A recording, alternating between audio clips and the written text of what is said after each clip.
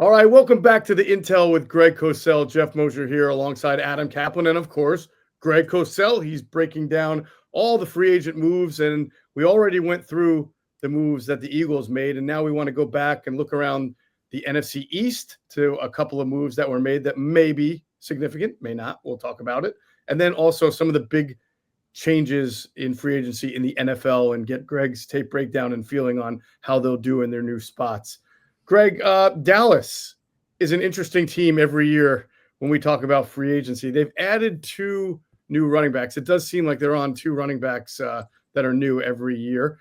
This time it is Javonte Williams, who I once thought was going to be a superstar for the Broncos, and a familiar name in Miles Sanders after it didn't work out for the Panthers. What do you make of these 2 names and what their tape showed? Yeah. Let's just talk Javonte Williams, because I think everybody knows Miles Sanders. He was an Eagle, obviously, in the Super Bowl season, had a great year in 2022. Javonte Williams, Jeff, I'm with you on that. I thought this kid coming out of North Carolina, I loved his tape, and I thought he was built for the NFL. Physical, tough, got hard yards, still had some ability to take it to the house, not from 60 or 70, but, had enough juice that he could break some runs. And I don't know what happened. Another one of those situations, I don't know. I'm not there. But I thought this kid had every trait to be a true foundation back in the NFL. 220, give or take. Physical, competitive, urgent. Everything about him spoke to me and said foundation back. So, again, new environment, new head coach with Brian Schottenheimer. They need a run game because at this point in his career, Dak Prescott is a ball distributor and an executor who needs an offense. He can't do it by himself. He's no longer that kind of player. So, I thought it was a really good signing based on what I think Williams can be. He may not end up being that, but what I think he can be. Greg, let me ask you this question off of his tape. Because he had that major knee injury. Yeah, well, that's the other thing. Yeah, it's always hard to know that. Yeah, and he had a multi-ligament injury. Here's my question to you, though. Could you tell off tape that he looked different to you after he came back? I would say to some degree, yes. It's always hard to know that. But he did not look like the same back that I watched coming out of North Carolina. Now, as a rookie, he looked great. Oh, my God. Really and he looked, certain guys, and we'll there's a guy in the draft who reminds me of him. I won't say now because we'll end up doing draft stuff. Right. So we'll save that. We'll tease that, as they say in the business. But there's some guys that you watch and you just say, without breaking down, every trait, you just look at them and go, that's an NFL back. And that's what he looked like coming out of North Carolina. The one thing that stood out to me about his rookie season, Greg, was I think he was fairly elite at forcing missed tackles. He was very good at making people just because he had really good subtle movements. And he was subtle movement and great contact balance in confined space. Right. That might be the part from the injury that just never came back. And I didn't watch a ton of Broncos. I watched them a little bit. But whenever I saw him have the ball, I just didn't see the same little subtle movements that he had to be able to get out of tackle. And he was a master at getting what and I remember 100 years ago when a coach gave me this term, and I use it a lot now, getting hard yards. And because that's what being a look, you saw what Barkley did this year better than he ever did, where it looked like sometimes it was blocked for 3 and all of a sudden it's 2nd and 1. That the great backs do that. And again, I'm not saying Javonte Williams is a great back, but that's what he did in college. And that normally translates, by the way, to the NFL. And it did as a rookie, but maybe it's the injury and that's all it is. And who knows if he can ever come back from that. Jeff, I thought what was interesting this last year is it would look like for 1 week or 2 weeks that Javonte Williams was the Broncos feature back, and then they put Aldrick Estime in, or Jaleel McLaughlin, or Tyler Beatty would they brought him off the practice squad a little bit. It just he can never sustain anything. They would because again, you've got a head coach in Sean Payton who inherited the player, and they clearly didn't like him. And it's not super patient. Well, that's what really jumped out to me is that the Broncos have a very good offensive line. And the fact that all the guys you mentioned, they were playing 4 different guys. And I don't think any of them consistently had really good numbers or enough opportunity to seize the job. That, to me, spoke to a little bit more of impatience of the coaching staff than it did that these guys all stink. I don't know. I mean, it could possibly be that none of them. And we're not there, so we don't know. But yeah, right, exactly. But the bottom line is the Cowboys need a run game. It's imperative. So now they have Williams coming off an injury, Sanders, who's had success in the league, coming off injuries. So they're kind of, it's a little bit of an unknown factor right now. But if both those guys can play even close to what their talent is, they'll have a run game. But we just don't know that right now as we speak in March. Well, interestingly, Greg, the hard yards you spoke about from Javonte Williams and what he was able to do, we did tape breakdown shows in 2022. The Eagles go to the Super Bowl. Miles Sanders is their feature back. And a lot of the times we remarked about how much better of an inside runner and a hard runner Sanders had become since his first year or two with the team. How much do you think the scheme, like when you watch the tape of him in Carolina, was it less inside run? Was it more outside zone? Was he just not used the same way? I'm going to be honest, Jeff, I didn't see a ton of that, Okay. because Carolina, was not necessarily great. And he got hurt a lot. So I don't know the answer to that. But, clearly he did not look the same. Now, again, he's another guy that's had a lot of lower body injuries. And, sometimes these lower body injuries for a back, it just, it just takes its toll over time, and you just don't know how guys are going to react to it. But you were 100% right. And we talked about it a lot in 2022. Sanders was a much tougher runner in 2022. He was never going to be Saquon Barkley, but he was tougher, and that if you're going to be a foundation back, and I think that year, if memory serves me correctly, he had about 250 carries. He had meaningful carries. He had foundation back carries. Who knows, maybe his body just can't handle that. And he got worn out because he hasn't been the same since. No, and Jeff, I would say this. Their line, the Panthers' offensive lines had problems for years, particularly in the interior. Great point. Okay, they've had all sorts of problems. They went through a number of coaching changes. Remember Deuce Staley? People probably forgot that Deuce Staley was on Frank Reich's staff. It seems like forever since Frank Reich was there. I'm not excusing the way Miles played; he didn't play well, and they moved on from him. But it just didn't work from the beginning. He does turn 28 in May. So he's getting up there. Father Time is catching up, but you got to think that Javonte Williams will be their lead back. We'll see if they actually have a competition or not. Mm-hmm. But man, Dallas, it's interesting. They tried with Rico Dowdle last year. He did okay for what they asked him to do, but he's not a starting back, right? And we'll see if Javonte Williams, who now almost 3 years removed from the injury, could get the job done. And Greg, I don't know what Brian Schottenheimer's run scheme philosophy is. Maybe you do and can enlighten it. But to me, this with what they have on the offensive line, they have some big guys, right? Tyler Smith at left guard. This screams to me that they want to be an inside zone duo, pound you between the tackles type of run team, because that's the two guys they have succeed most in those type of schemes. Well, and they have two questions on their O-line as we speak today, and that's at left tackle where they wanted Tyler Guyton as a rookie to win the job. So now they expect him in his second year to clearly win the job. And then at right guard, there's still a question there with who's going to play and is he going to be any good? So we'll see. Those are two questions that need to be answered. But they're going to have to find some kind of run game or their offense is going to be very week to week. Mm. All right, let's move over to the Giants, Greg. When we last spoke, they had signed Paulson Adebo to play corner. They're going to play him opposite Banks, their draft pick from 2 years ago that they hope improves. And at safety, they had a nice year out of their rookie Tyler Nubin, and they add Jevon Holland from Miami. So how does Miami fit Shane Bowen's system? And in general, what is this secondary looking like to you? Yeah, well, Jevon Holland did not have his best season a year ago, guys.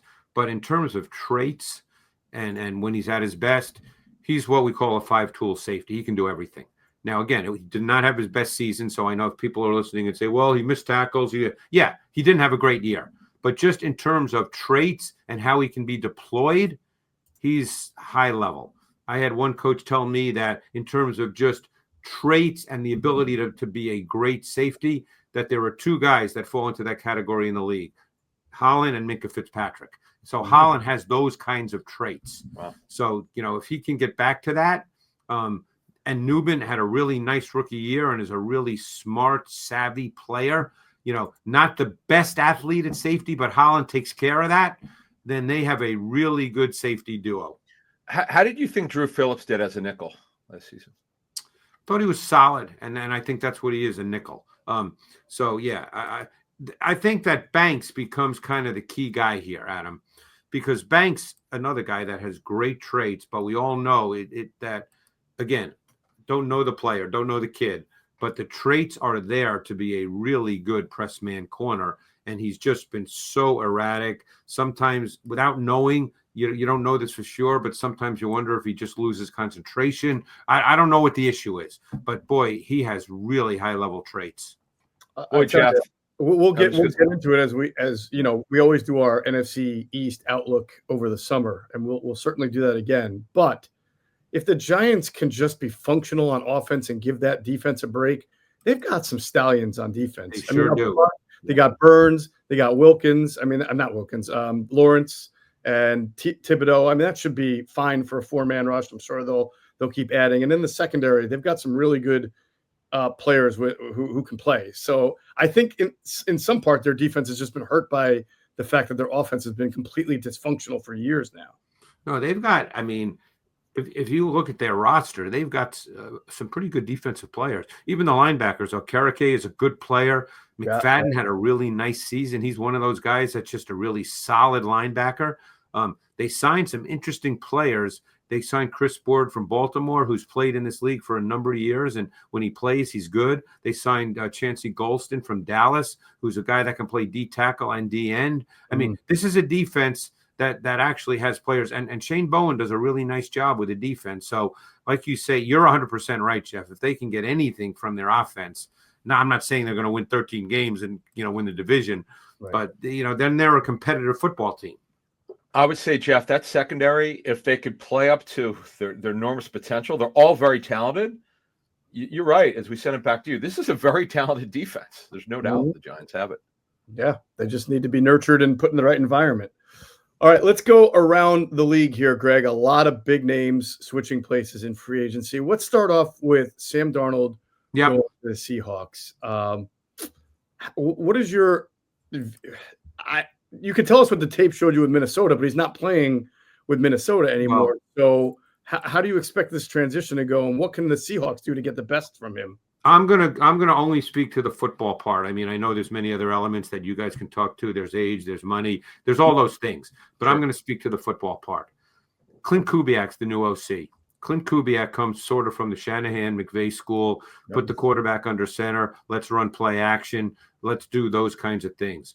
Sam Darnold last year in Minnesota had the second most under center play action dropbacks of any quarterback in the league behind Jared Goff, and was unbelievable in the under center play action pass game. Phenomenal in his execution of it. So now in Seattle with Clint Kubiak running that offense where they want to go outside zone, run the zone game, work the play action off it with the quarterback under center. That's what Darnold did exceptionally well in Minnesota. So again, I know there's other factors, but I'm just speaking to the football part. So they wanted that.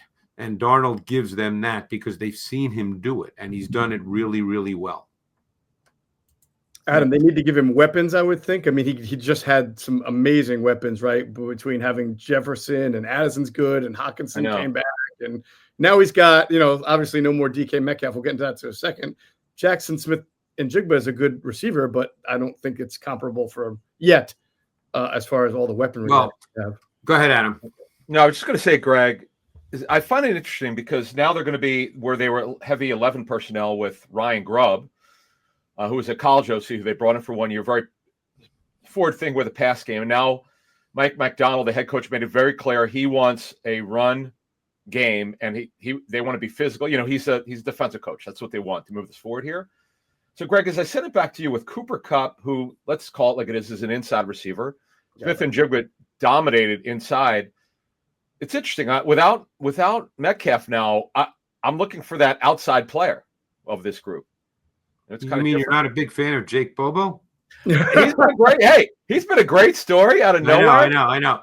But I will say this. Yeah, I think I've heard a lot of people talk, and not that I'm smarter than anybody else, I'm not, but I've heard a lot of people say, what are they doing? They signed Cooper Kupp. He's a slot player. They have Smith and Jigba. He was, I think, had the most slot targets of any receiver in the league a year ago. What are they doing? Well, don't you think they know that too? This is not a surprise to them. So what that means is that you're going to see them be very multiple with their formation looks. They're going to use a ton of motion. Don't forget, you can line up Cooper Kupp as an outside receiver in a reduced split where he's 4 yards from your tight end or your tackle. They know all this, so I think it's a little short-sighted to just immediately say, oh, what are they doing, as if they don't have any idea what they're doing. Right. They know all this. So that means there's a plan.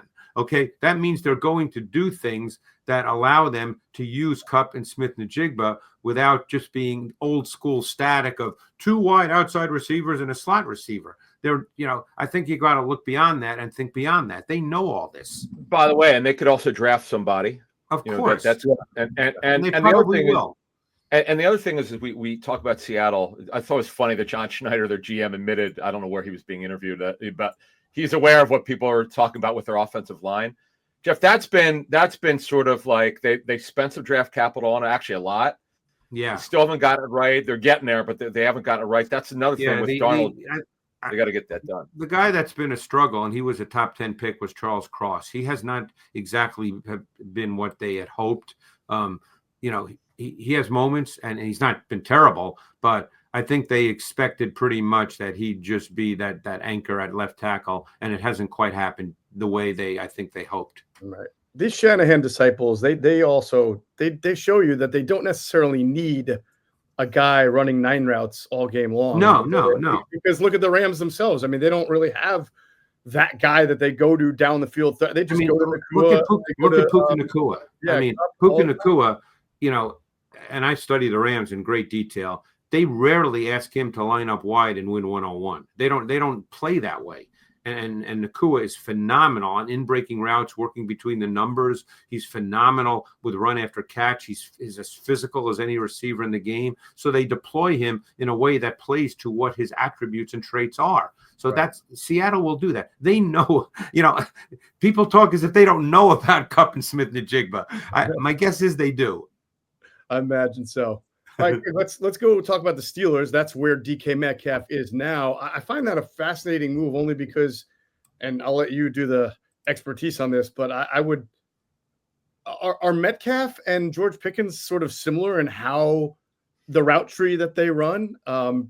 Does it and also, they picked up Darius Slay. We'll talk about that too. But how do you see that offensive passing game with 2 guys like that? Well, they're first of all, they have to figure out the quarterback position, because right now the 2 quarterbacks on the roster are Mason Rudolph and Skylar Thompson. Knowing Mike Tomlin, depending on how all this works out, he could ride with Mason Rudolph and figure that that's going to be my guy, because they've done that before. DK Metcalf to me has always been one of the most fascinating and difficult guys to figure out. And I'm just being honest, because one could argue that DK Metcalf, just in terms of pure physical talent, 6'4", 230, and he can run, and he looks like freaking Tarzan 3 times over, One could argue that just physical athletic traits, that he's Calvin Johnson and Julio Jones. But he doesn't and there are moments when he plays like that. Mm-hmm. Now, again, I don't know, none of us know exactly why that hasn't worked on a consistent basis, but, you're dealing with 2 guys in Pickens and Metcalf that theoretically and practically are boundary X receivers. Now, again, they know that too.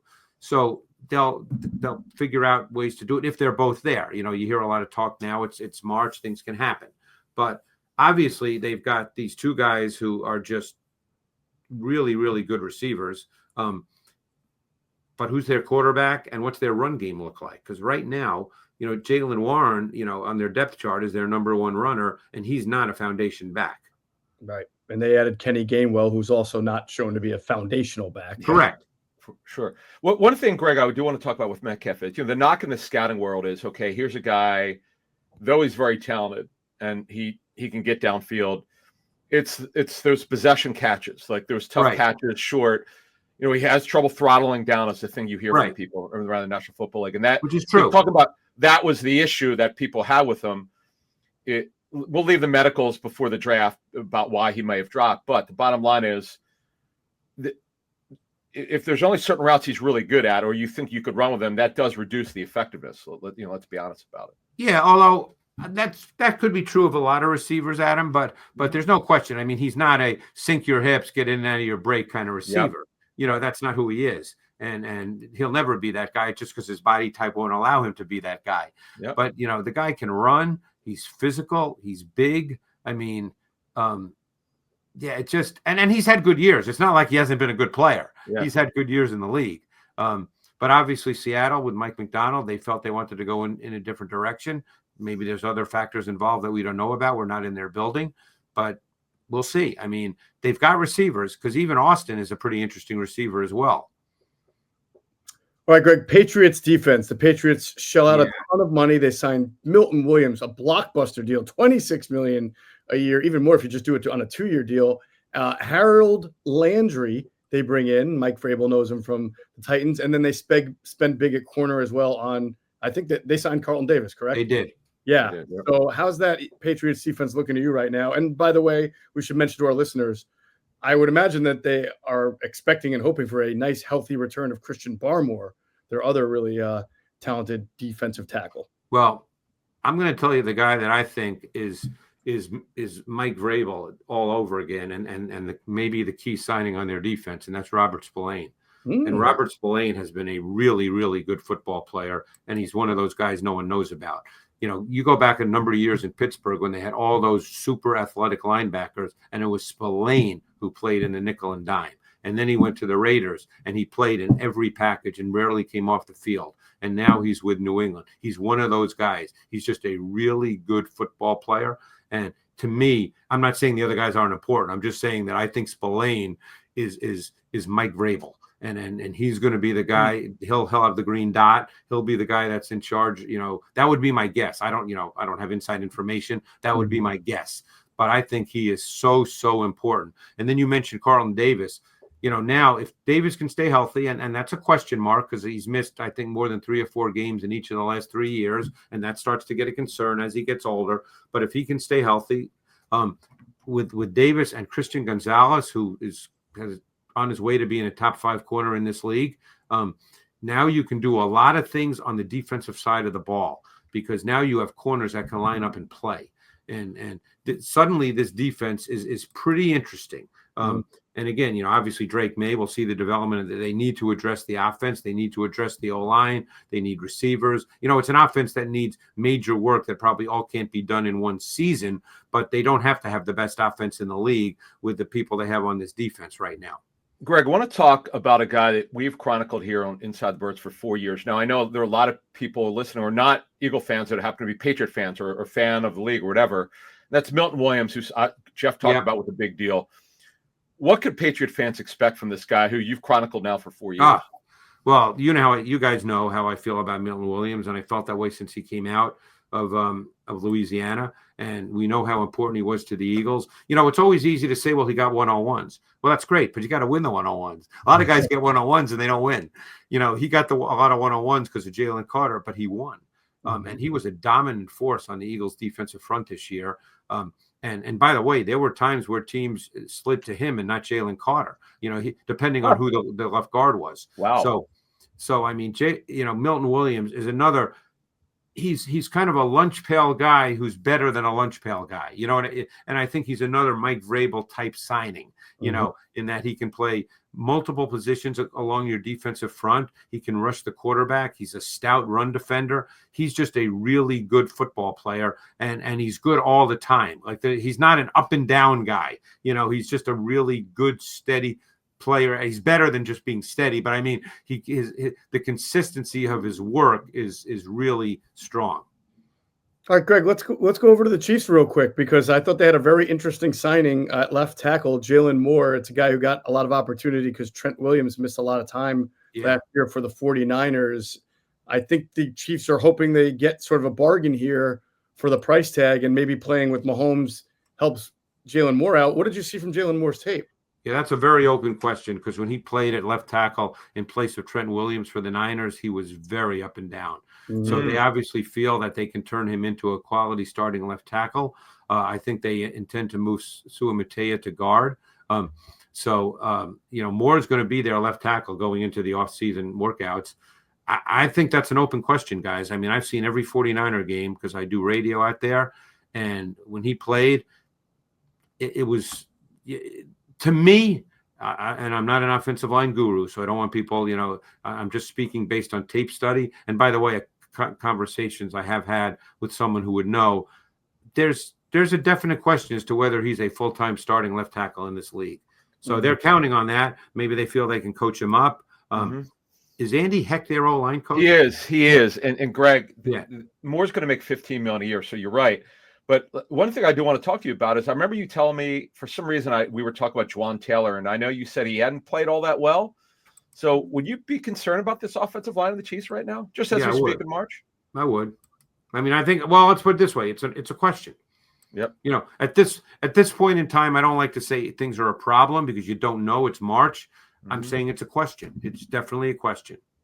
Adam, let me ask you if you're familiar with Juwan Taylor's contract and whether or not most of the guaranteed money is up by now. So this is the last year, but it's just an unmovable contract. His base salary this year became fully guaranteed last year. So this will be it had one of those advanced guarantees. Gotcha. So he's got another team. Yeah. I was wondering if maybe they would move Moore to right tackle if they wound up drafting a left tackle. Maybe they can. Well, Moore's never played right tackle, so I don't know. That would be a hard move in my opinion. Like I said, I'm not an expert, but that would be a hard move in my opinion. Yeah. Got it. All right, couple other teams real quick with you, Greg. The Rams getting Davante Adams. That's a pretty good get for them. I think they were within 14 yards of beating the Eagles in the NFC divisional game, and they just added a Hall of Fame receiver.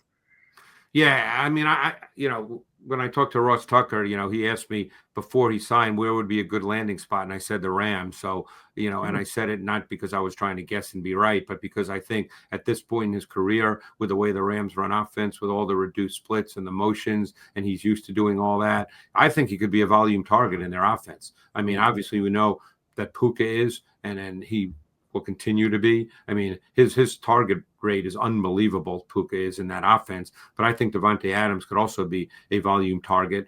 So to me, that's a really good landing spot. He had some pretty good games with the Jets last year. I think he's a little different than he was, 4 or 5 years ago, but It's not like he can't play. He's just different. Got it. Adam, what team do we want to hit next? We got Jets, we got Bills. What do we let's do Jets. Oh yeah. This is Justin Fields and Andre Sisco. Let's go to Justin Fields, Greg. You've chronicled his tape for many years. What do you think about the fit here with the Jets? I'm in a big struggle with Justin Fields, because I think there's something there. I just, again, I don't know Justin Fields. I don't know his work ethic. I don't know his approach. I don't know Justin Fields, but I can't help look at his traits and feel like somebody can get something out of that. Then that's more than what we've seen up to this point. And maybe they can't, but I mean, you're dealing with a 6'3", 230-pound kid who is an explosive athlete with a big arm. Now, I'd say he's a little more of a fastball thrower than he is a pace and touch thrower, and that's always been a concern. I can't speak to how he assimilates the information and all those things that go into playing quarterback that go beyond the physical traits because I'm not there. I'm sure there's been a lot of conversation about that. Adam, I know you've probably had certain conversations about that through the years, but I just feel like that you can still get something out of this kid to make him a quality NFL starter where he really causes stress for a defense because you're dealing with a guy that has tremendous running skills. Jeff, there's games when you watch him. There was a game a couple years ago, I think, when he was with the Bears. I mean, he crushed the Commanders. So he put up massive numbers. He'll have 2 good games in a row and then 3 in a row where you go, what are you doing? Like, why can't you play consistent football? That plays to Greg's point. There's talent there. Right. And you've got when we talk about the Jets here, Scott Turner's there, so pass game coordinators work with a number of quarterbacks. Charles London, who's been around a long time as a quarterback. Yeah, I know Charles. Yep. Yeah, and Tanner Angstrad, who was a high rising coach with the Lions, who was their passing game coordinator. It's their first time play caller. So it's not going to be easy. But I'm fascinated to see what happens here. And don't forget, Garrett Wilson played with, for a short period of time, the new quarterback Fields at Ohio State. So at least they know each other. And one more comment, if I could make it, Jeff. Yep. Yeah. I think even though Tanner Angstrom is a young kid, I think they did a really smart thing with Scott Turner and Charles London, because I've always believed that you need NFL coaches with and Fields. I guess he's still young, but he's not a rookie. But still, with guys that are still in the developmental stage, you need veteran NFL coaches with a resume, guys who've done it in the league and understand and know what it takes. Yes. So, and Tanner Angstrom, he may be brilliant, and maybe in 5 years we'll be talking about him as, great. I don't know him at all, but I know Scott Turner and Charles London, and they've done it in the league. So right. I think that's important. Yeah.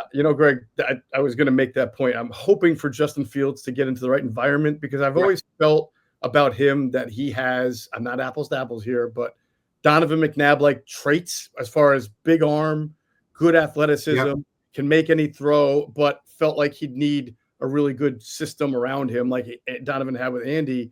You obviously had a good one at Ohio State with top-notch receivers and O-line. I agree with you. I feel like there's something there. There's something there with this kid. The right environment and the ability to grow. Yeah. Doesn't mean it'll work out, but I always felt if you at least had that, at least you'd get a better evaluation of him. The Bills, Greg, Josh Palmer and Joey Bosa added to the team. Yeah.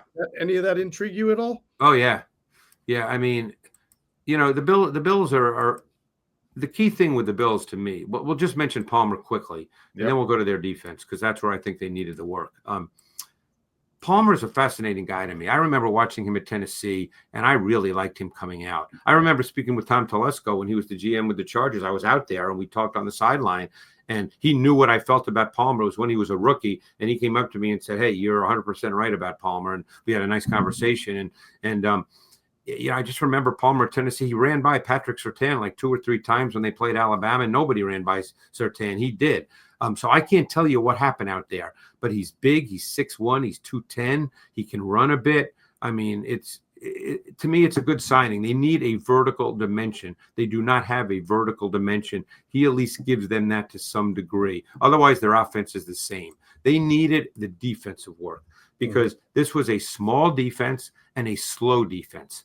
And, I kept telling people, obviously, after the playoffs, it was Josh Allen this, Josh Allen that. Sure. And I remember doing a radio show and saying, the Bills do not have a great roster.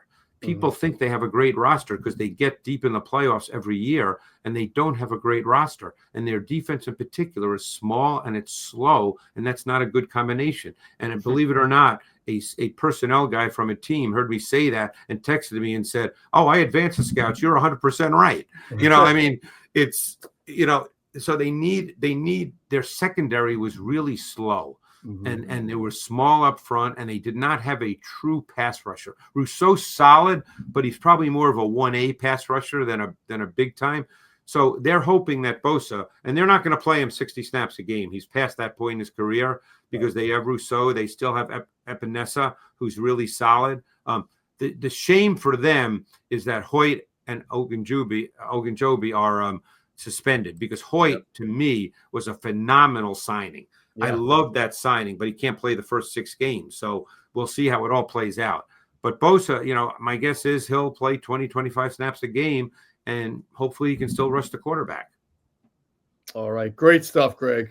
Fantastic stuff. We've gone around the NFC East and the NFL. And the next time we hear from you, we get into draft preview, which is what I'm bleary-eyed already, Jeff. I've probably seen 220 guys in detail. Oh, man. Wow. Well, go get some rest. No, that won't be happening until after the draft. All right. Well, then drink some Gatorade or a rock drink. I thought you were going to say drink some tequila, but, I won't be doing that either. No, you don't do that anymore, you told us. Whatever works. All right. That's going to do it for this edition of the Intel with Greg Cosell. For Greg Cosell and Adam Kaplan, I'm Jeff Mosher. Thanks for watching, everybody.